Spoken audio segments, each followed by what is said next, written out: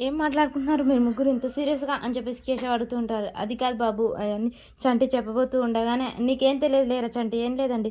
రచ్చబండ దగ్గర జరిగిన దాని గురించి మాట్లాడుతున్నాను. రారా చంటి నిద్రొస్తుంది" అని చెప్పేసి ఇక చంటిని తీసుకొని వెళ్తాడు చక్రం. "సరే వెళ్ళండి, వెళ్ళి పడుకోండి. నువ్వు కూడా ఏంటమ్మా ఆలోచిస్తున్నావు, వెళ్ళి పడుకో. అమ్మ సింధూర ఒక్క నిమిషం ఆగు, నీకో ముచ్చట చెప్పాలి" అని చెప్పగానే, "ఏంటి మావయ్య? చూడమ్మా రచ్చబండ దగ్గర జరిగిందే మన ఇంట్లో జరుగుతుంది అని మీ అత్తమ్మ భయపడుతుంది" అనగానే సింధూర షాక్ అయి చూస్తూ ఉంటుంది. "చూడమ్మా నువ్వు మంచిదానివే, నువ్వు అలా చేసేదానివి కాదు మాకు తెలుసు. కానీ బయట వ్యక్తులు ఎవరైనా నిన్ను ప్రేమిస్తే మీ అత్తమ్మ నీ మీద ప్రేమతో నిన్నేమనదు. కానీ ఆ ప్రేమించిన వ్యక్తిని మాత్రం తల తీసేస్తుంది. కాబట్టి నువ్వు చాలా జాగ్రత్తగా ఉండాలి. అటువంటి సందర్భాలు ఎన్నొస్తే అవి దాటుకొని నువ్వు వెళ్ళాలి. అట్లా ఏమన్నా జరిగితే మాకు ముందుగానే చెప్పాలి. సరేనా? నువ్వు నీ కారణంగా ఒక మనిషి ప్రాణం పోవడానికి వీల్లేదు. ఇంకోటి, చెంచలమ్మ నీ మీద ఎంతో ప్రేమ పెంచుకుంది. అలాంటిది నువ్వు ఏదైనా తప్పటడుగు వేసినావని తెలిస్తే తన ప్రాణాలు నిర్దాక్షిణ్యంగా తీసుకుంటుంది. సరేనా?" అని చెప్పి సింధూర భయపడుతూ వెళ్తుంటుంది. ఇక చంటి అయితే చంటి కోసం వెతుకుతూ ఉంటుంది. చక్రం కూడా, "అరే బసవా, చంటి ఎక్కడికి వెళ్ళాడు? అసలు లేడు" అని చెప్పగానే, "బసవా చంటి ఎక్కడరా?" అని చెప్పగానే, "చంటి ఓ తెల్లారగట్లనే వాళ్ళ అమ్మని చూడాలని వెళ్ళిపోయాడు. నైట్ మొత్తం నిద్రపోలే. ఒకటే వాళ్ళ అమ్మను కలవరిస్తూ కూర్చున్నాడు. లేవగానే వెళ్ళిపోయాడు.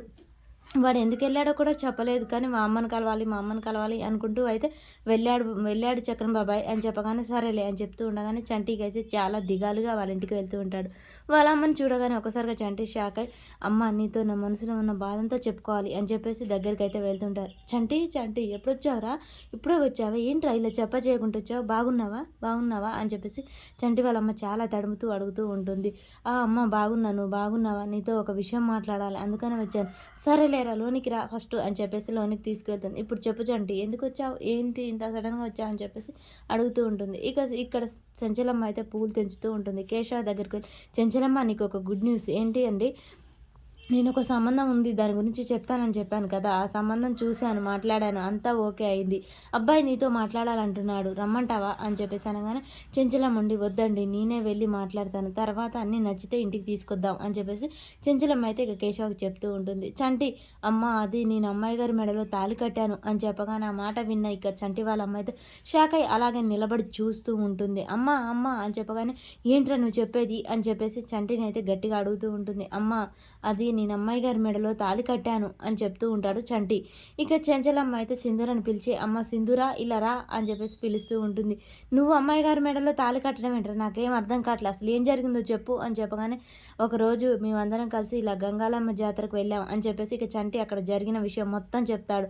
అలా చెంచలమ్మకు తీర్థంలో విషం కలపడం, దాంతో ప్రాణవాయువు ముంచుకు రావడం, సింధూర తను అక్కడికి వెళ్ళడం, తను చేసిన తప్పిదంకు పాము కాటేయడం, తనని కాపాడుకోవడానికి తప్పక పూజ చేయడానికి చంటి మెడలో తాళి కట్టడం, ఇవన్నీ వాళ్ళ అమ్మకు చెప్పగానే, "అమ్మ అమ్మ ఇది నేను చేసింది తప్పా తప్పా" అని అడుగుతూ ఉంటాడు వాళ్ళ అమ్మని.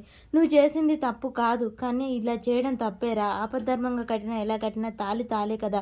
అమ్మ నీ విషయం వచ్చి నువ్వు చెంచలమ్మ గారికి చెప్పాలి." "అంటే ఈ విషయం చెంచలమ్మ గారికి తెలియదా?" అని చెప్పేసి ఇక షాక్ అయి నిలబడుతూ ఉంటుంది.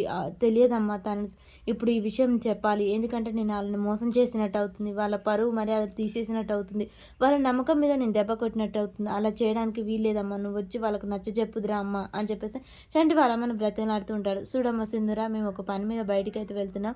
ఇదిగో ఈ పూలు తీసుకొని వెళ్ళి దేవుని దగ్గర పెట్టు, సరేనా?" అని చెప్పేసి, "అమ్మ అన్ని కుదిరితే నీకు తొందరలోనే పెళ్లి చేస్తాం" అని చెప్పేసి చెంచలమ్మ అయితే అక్కడి నుంచి వెళ్తూ ఉంటుంది. చక్రాన్ దగ్గరికి వచ్చి సింధూర, "బాబా ఇప్పుడు చంటి వాళ్ళ అమ్మని తీసుకొచ్చి జరిగిన విషయం చెప్పిస్తే ఏం చేద్దాం" అని చెప్పేసి అనగానే, "నేను వాడిని లోనికి రాకుండా ఎలాగైనా ఆపుతాను, కానీ నువ్వు బాధపడకమ్మా, దిగులు పడకు. నేను ఎలాగోలా వాడిని గేటు దగ్గరే మాయం చేశాను కదా" అని చెప్పేసి చక్రం మాట్లాడుతూ ఉంటాడు. "మరి సింధూర ఈ విషయం బయట పెట్టనుందా, లేకుంటే అలాగే ఉంచి చెంచలమ్మ తెచ్చిన సంబంధమే చేసుకోనుందా? అసలు ఏం జరుగుతుంది?"